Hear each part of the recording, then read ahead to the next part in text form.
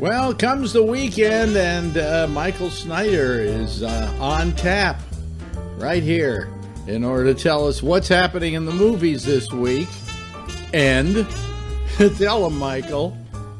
All right, let me see if I can get this together, because it's always a challenge when the biggest movies of the weekend are, shall we say, disappointing. Let's start with Super Troopers 2. It's a sequel to the 2001 hit comedy by the Broken Lizard Troupe, featuring director, co-writer, and cast member Jay Chandrasekhar and his cohorts, Kevin Heffernan, Steve Lemmy, Paul Soter, and Eric Stolhansky. And I say these names, and they're not terribly familiar names, because they're the people responsible, for the most part, for all of the Broken Lizard films. And I'm not saying that by way of praise. Anyway, this one concerns a border dispute between the U.S. and Canada that results in the crew of inept and disgraced Vermont highway patrolmen from the original Super Troopers movie to be brought back into the fold and assigned to a station in the disputed area under their captain, played by the tremendous British character actor Brian Cox. And you know and I know that actors of a certain quality and distinction will oftentimes go for a paycheck,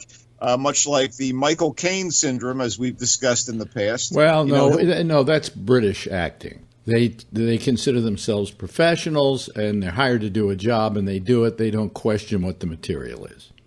And that's the case here. And Cox, of course, gives his all, but it doesn't really help matters. Also in the cast, Rob Lowe as the mayor of the Canadian town in dispute, Linda Carter as, I believe, the governor of Vermont, Emmanuel Chikri, who you may remember from various and sundry TV and film appearances. She was in Entourage as an object of desire.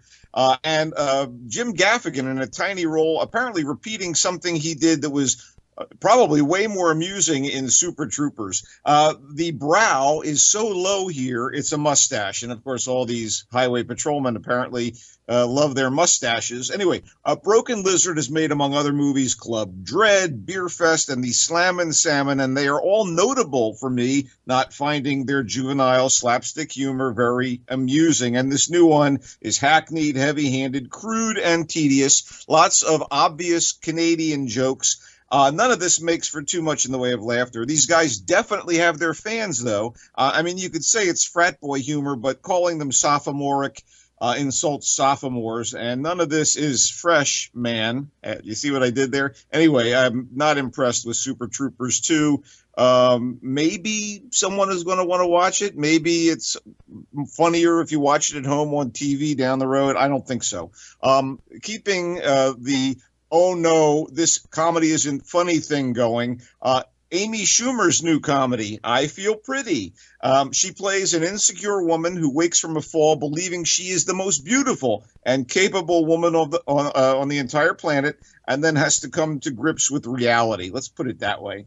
Let me address and clarify the premise again. Schumer's character is an insecure functionary in the online department of a big cosmetics company. But when she sustains this head injury, she believes she's as gorgeous as the glamorous fashionistas that surround her in New York, and who get everything they desire simply by looking hot. This boosts her confidence to the point of helping her professionally and romantically, even if it turns her into an a-hole who alienates her nerdy BFFs. Schumer's made some funny, insightful TV sketch comedy, Trainwreck, which she co-wrote and featured her first starring role on the big screen, definitely had funny moments. She's gutsy, even if she's no beauty, and that's about all I Feel Pretty has going for it. In fact, that's pretty much the premise of the movie. But like Snatched, which she made before this, teaming her with none other than Goldie Hawn, I Feel Pretty is forced and unfunny. The message is a good one. True beauty comes from within, from one's heart, inner strength, and accomplishments.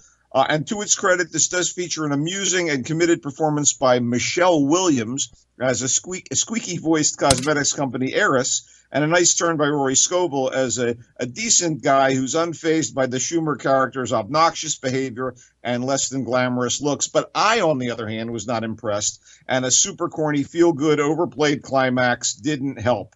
I mean, I don't know that obnoxious behavior and less than glamorous looks are the problem with Amy Schumer. Melissa McCarthy is all that and more, but in, say, like a well-written, well-directed movie like Spy, she kills it. Schumer has yet to impress me like that, although Trainwreck got a little closer to this. I'll just say it. When I Feel Pretty was over, I said, I feel icky. Okay, let's go to something of a little more value.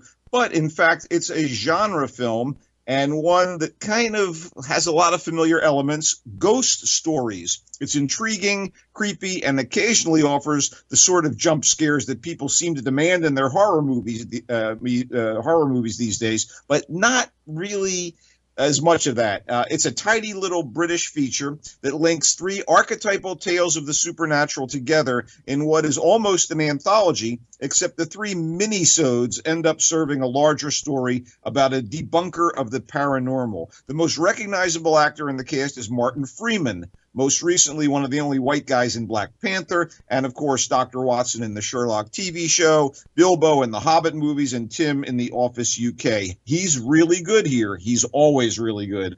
I hear he's one of those well-to-do masters of finance whose life has hit a snag, shall we say. But the other cast members are also good. They play, for instance, the other two victims in The Triptych, an alcoholic night watchman and a neurotic, beleaguered student, both of whom come up against forces they cannot understand, and the professor dedicated to exposing fake supernatural occurrences. This is directed and written by Jeremy Dyson and Andy Nyman, and kudos to those guys. I thought Super Troopers was, a nightmare, and yet the movie about nightmares, Ghost Stories, was a pleasant ride for me. Okay, let's wrap things up with something available on Netflix and in a few theaters. Kodachrome, which is an okay family drama crossed with a road trip as a struggling music business executive played by Jason Sudeikis is compelled to join his estranged and dying father, a renowned photographer played by the great Ed Harris, on a drive from New York City to a Midwest photo lab that's the last place that Kodachrome film is going to be developed. So the dad's final photo exhibit will be basically developed and just as he wants it. The father is a bastard, the kid is a douche, and the nurse that's been helping the dying father, played by Elizabeth Olsen, is one of those long-suffering types that just shrugs at her patient's idiosyncrasies. The thing is actually shot on 35 millimeter Kodak film and looks really, really good. And the movie is pretty much as you might expect. The twists and turns are telegraphed a mile away, but the performances are really, really good. Directed by Mark Rasso, written by Jonathan Tropper. It's for something to watch on Netflix, not bad. And again, I could watch Ed Harris anytime. He's coming up, though, in something far more intriguing, season 2 of Westworld starting on Monday. So I would go with that. Quick foreign film corner stuff, Godard Mon Amour, and I bring this up because it's written and directed by Michel Hazanavicius, the guy who did The Artist, which won the Oscar for Best Movie. And here he also pays homage to the films, and specifically a filmmaker who must be one of his heroes, Jean-Luc Godard, with a whimsical docudrama done with a lot of nods to Godard's own idiosyncratic cinematic style, straight out of the French New Wave movement of the 60s. In fact, this is set in a period of Godard's life in Paris, 1967 for the most part, where he was married to one of his young actresses, a beautiful woman named Anne. And there's a lot of things, again, cribbed from Godard, title cards, sloganeering, long static shots, the occasional breaking of the fourth wall. But Godard Mon Amour is not a great movie. It kind of drags here and there, and it's a little too clever for its own good. That said, you also feel frustrated and even negative at the portrayal of this prohibitively self-centered and arrogant man, even though he's massively talented. But watching him demean and dismiss his devoted young wife when it suits him is pretty tough. The performers are pretty wonderful, though, including Louis Garrel as Jean-Luc Godard and a young actress named Stacey Martin as Anne, his wife. And you also get Berenice Bejo, who was the leading lady in The Artist, playing Anne's friend. There are things to recommend about it, but if you are expecting something as good as The Artist, what are you watching, Ben? Well, first of all, the word is sophomoric, not sophomoric. And let's see here. You're also wrong about Westworld. It doesn't start Monday. It starts Sunday. Okay. Oh, excuse me. Sunday, Monday. I got my little calendar wrong. Well, but it's we wouldn't want people to miss it if they want to see it. Okay. All right. Thanks for that. Thanks for that. A couple of things I've been watching. I binge watched Lost in Space. Not bad. Not bad at all. I was expecting a tragedy, but it turned out to be okay. It's not a bad idea the way they're doing it. So I enjoyed it, and I would recommend people check it out. The setup episodes are, they're doing all the work, but then things get really interesting as the show moves along. Yeah, and they leave it as a cliffhanger, of course, because I think they've already been picked up for a second season. You can't build those many sets and not do a second season. Very true. A quick shout out to Parker Posey as the Dr. Smith. Actually, I thought she was kind of annoying.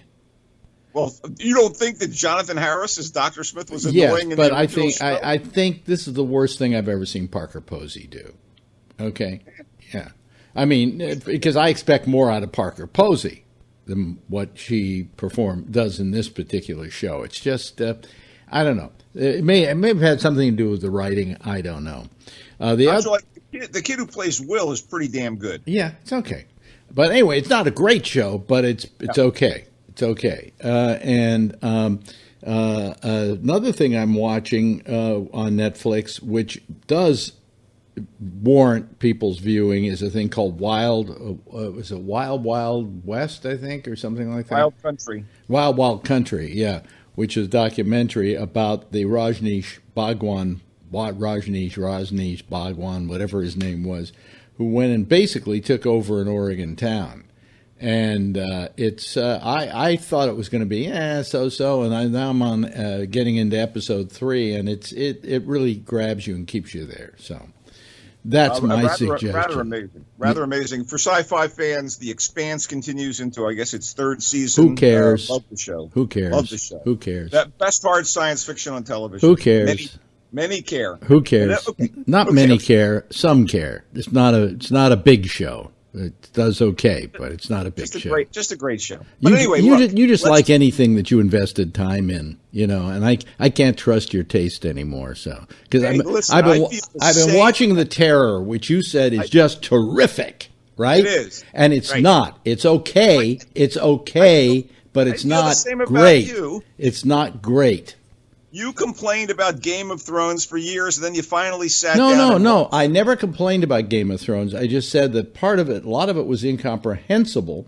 And I went back and watched it from episode 1 all the way through and finally got with the thread. But we just called it, game of what the fuck's going on. Basically, maybe that was your problem with The Terror. Anyway, no, it's not my problem with The Terror because it's a short form, and I've gotten through. I'm up to the last episode, and I didn't say it was bad. I just said it wasn't as good and as great and as wonderful as you said it was.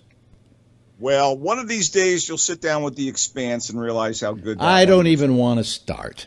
Okay. Well, now we're getting to the point. Anyway, listen, love you, man. I watched 2 episodes and decided it wasn't worth wasting my time on. Well, some of these things are rich, but hey, I will say this: you can check me out on Twitter at Culture Blaster and rail at me there, or listen to what we have going down the pike on Michael Snyder's Culture Blast page at Facebook, if you dare. And as I always say with his reviews, caveat emptor. Okay? Anyway, because I've spent a lot of money that I wish I had back now on your recommendation. Anyway, we'll be back again next week with more with Michael. Meanwhile, stay tuned. There's more GABNet coming right up.